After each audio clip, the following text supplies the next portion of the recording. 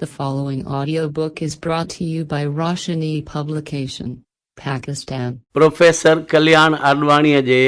तरतीब ॾिनल शाह जे रिसाले जो पहिरियों सुर कल्याण दास्तान ॿियो अघी अघाई रंज प्रिया खे रसियो चखियम चङाई सोरांघे सूर्य तां अंधा ऊंधा वेज खल कुजाड़िया खाईं असां ॾुखी ॾील में तूं पियारे पेज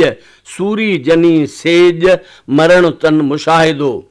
सूरी आ सिंगार अगही आशिकन जो मुड़ण मोटण मेहणू थिया निज़ारे निर्वार कुसण जो करार असुल आशिकन खे सूरीअ मथे सेण कहिड़े लेखे सनरा जेल लॻा नेण ते सूरियाई सेज थी सूरीअ ते सौ वार ॾिहाड़ियो चंग चढ़िए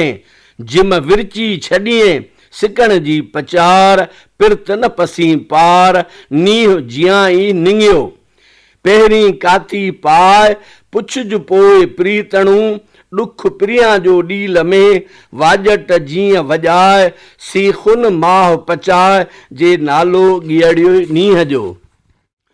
कातीअ कोन्हे ॾोह गन वढींदड़ हथ में पसियो पर अजीब जी लिचियो वञे लोह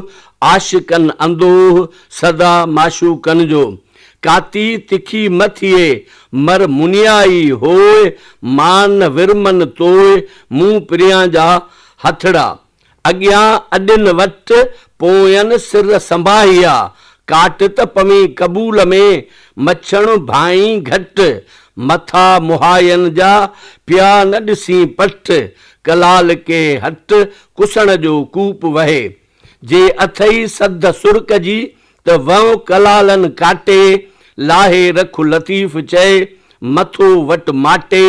तिक ॾई पिक पीउ तूं मंझां घोट घाटे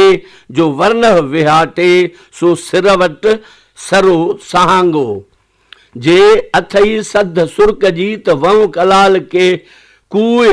महेसर जी मंधु जी हुत हॾही हुए जा रमज़ परूड़ियम रूए ता सिर वट सुर्की सगुणी नाणे नाह ककूह की मुल्ह महांगो मंद संभाहिज सैयद चए काटण कारण कंद हीउ तनी जो हंध मटन पास मरन जे आशिक ज़हर पियाक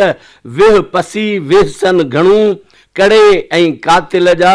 हमेशह हेराक लॻियन लऊं लतीफ़ चए फना किया फिराक तोणे चिकनिन चाक तब आह नसलिन आम खे मकर सद सरे जी जे तूं टारे टूह पीते जंहिं पासे थिए मंझां रगुन रूह काटे चख ककूह लाहे सिर लतीफ़ चए सदड़िया शराब जूं कोह पचारूं कन जे कात कलालन कढिया त मोटियो पोइ वञनि पिकूं से पियन सिर जनी जा सत में सिर जुदा धड़ धार दोग जनी जा देग में से मरकन पचार हाज़ुर जिन जे हथ में असुल आशिकन जो सिर न सांढण कम सव सिसियां अगरो संदो दोसां दम ही हॾो ऐं चम पिक प्रिया जे न पड़े